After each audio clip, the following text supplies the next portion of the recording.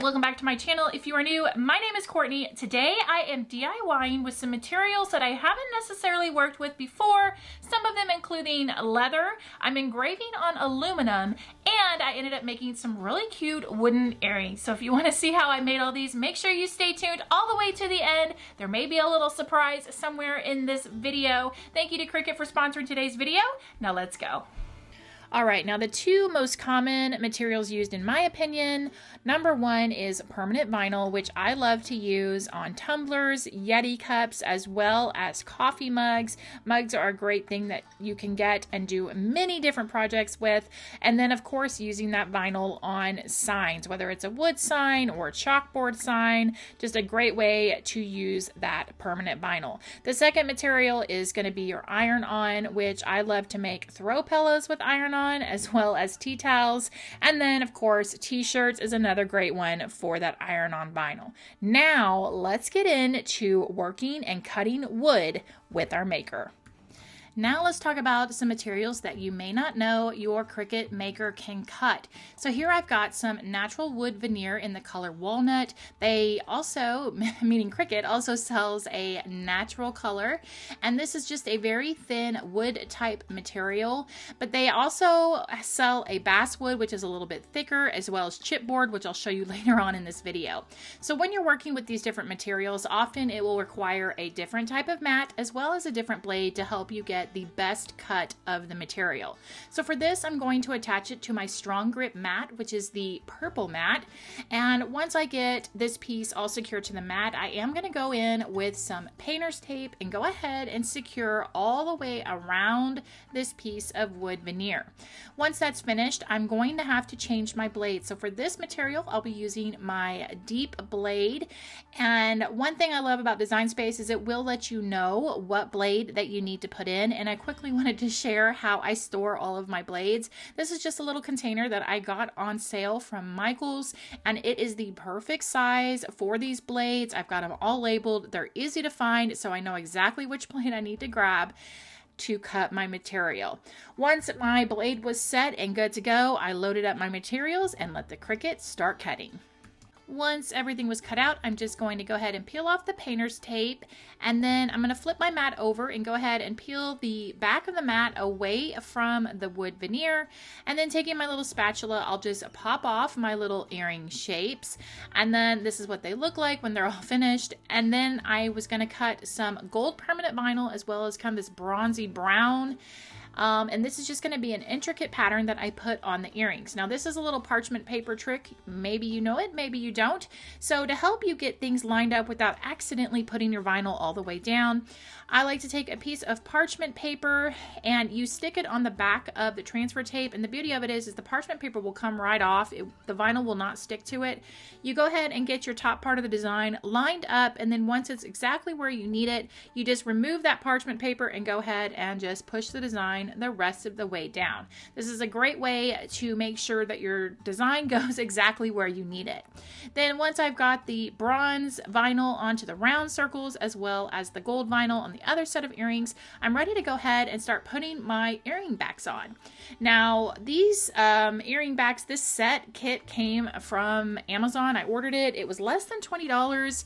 I really love it because they're nickel free, aluminum free, or lead free, excuse me, and it came with the tweezers and the pliers as well as the jump ring holder that lets you kind of spread the jump ring easily. So highly would recommend it. I will link it down below. And then it's just a matter of putting on my little earring backs, and then these earrings are all finished.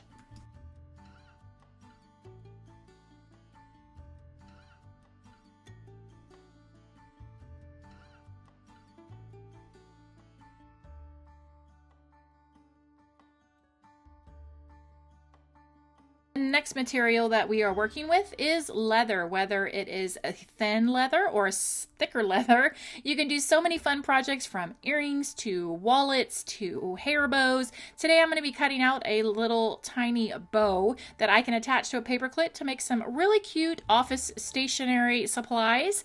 And for this, since it's a thicker material, you're going to need that purple mat. You're going to need to secure it down with painter's tape, and you're going to need your knife blade.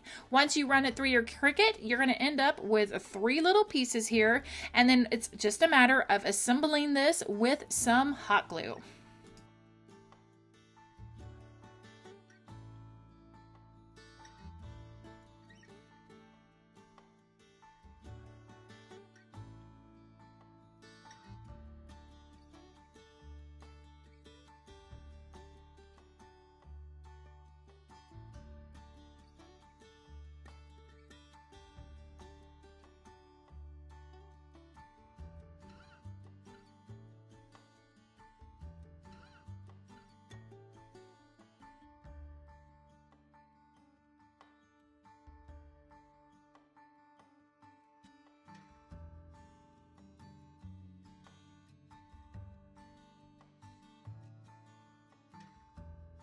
Now this material, I'm not gonna lie, I'm probably most excited about. These are aluminum sheets and we are about to engrave with our Cricut maker.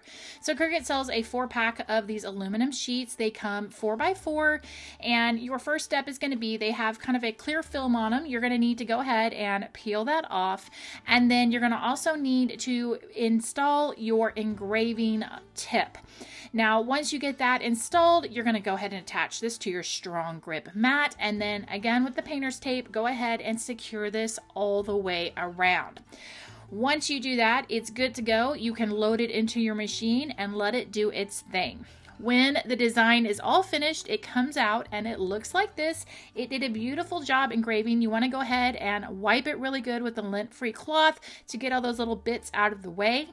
And then to make these stand out, what I really like to do is take some black acrylic paint and I just go ahead and smear it all over my engraved piece. And then I wipe off all the extra and it just really enhances your engraving on the piece.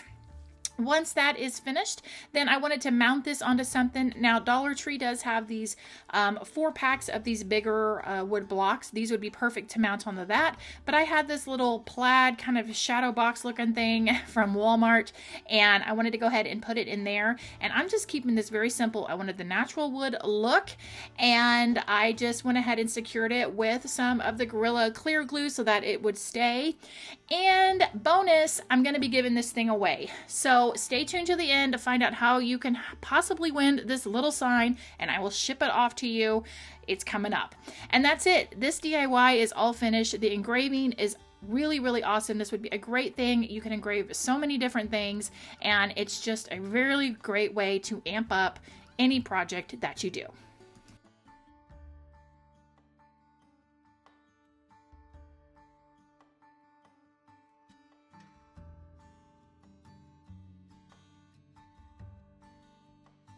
Now it's time to work with chipboard, as I mentioned earlier in this video. So this is a thicker material. They have 2 different thicknesses of chipboard, and this is just a very sturdy thing that you can use to cut many things. I wanted to make some kind of 3D-like magnets for my refrigerator to hold lists.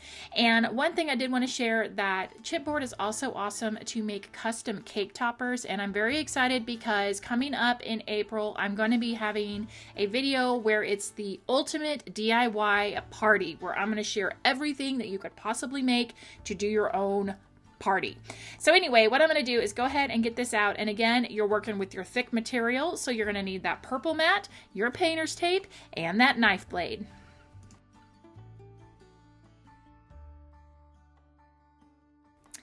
Now that the chipboard is all cut, I also did cut out some cardstock, which again, paper is an awesome thing that you can use and cut on your Cricut. And I'm going to go ahead and just start assembling these little magnets. I also did some vinyl for the words, and I'm going to share a little trick with you on how to apply vinyl to paper when you have that transfer tape. It could cause a big mess, but I'm going to share a tip for that. All right, now we're circling back to that tip that I told you about. So here we've got cardstock. Now, if you were to take your vinyl with sticky transfer tape paper and stick it directly on the cardstock, chances are it will pull back parts of that cardstock. So what we need to do is just go ahead and seal our cardstock, preferably with glossy Mod Podge. I only had a little bit of that left, so I did have to bust out some of my matte Mod Podge. I just did a couple extra coats to kind of make sure there was a nice sealant on there. And then I was able to put down my vinyl, pull off the transfer tape, and it didn't pull any of the paper. So once that is finished, then I'm going to go ahead and finish assembling these, which just means putting on a couple of little extra cardstock pieces. And then on the back, I'm just going to use some of this magnetic tape, and I'm going to put the magnets on the back, and then voila, I've got myself some little 3D refrigerator magnets.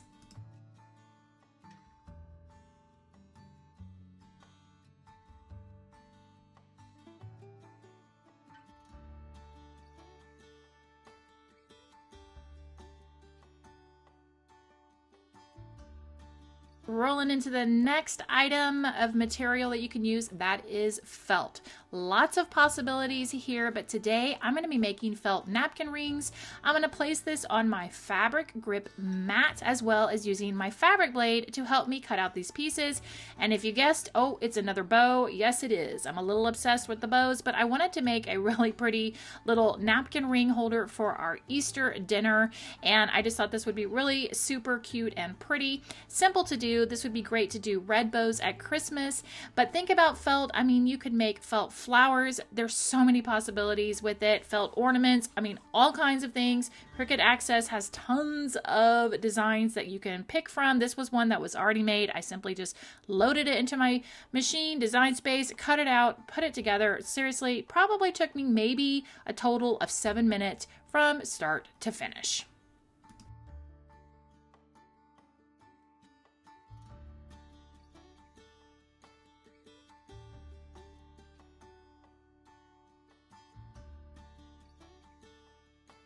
And for the last material I wanted to talk about, that is going to be fabric. Now, I wanted to make a little floral pennant banner. I found this pattern in Cricut Design Space.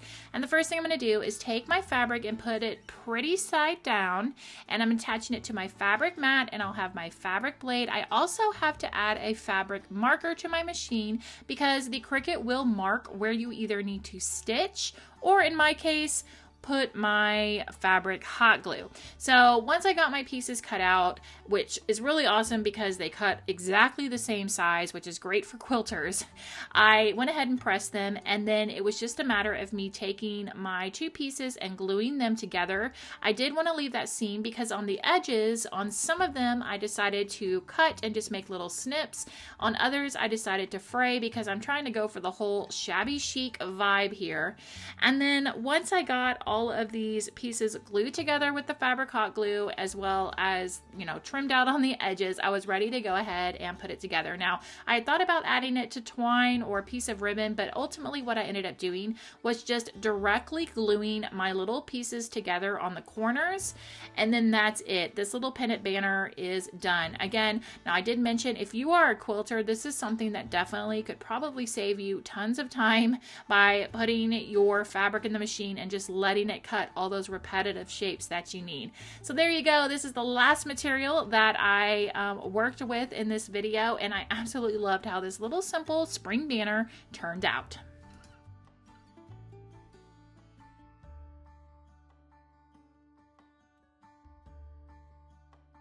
All right, and there you have it. Several DIYs that you can make using your Cricut Maker and a variety of materials. Let me know down below which one of these DIYs was your favorite. Now let's get into that secret giveaway.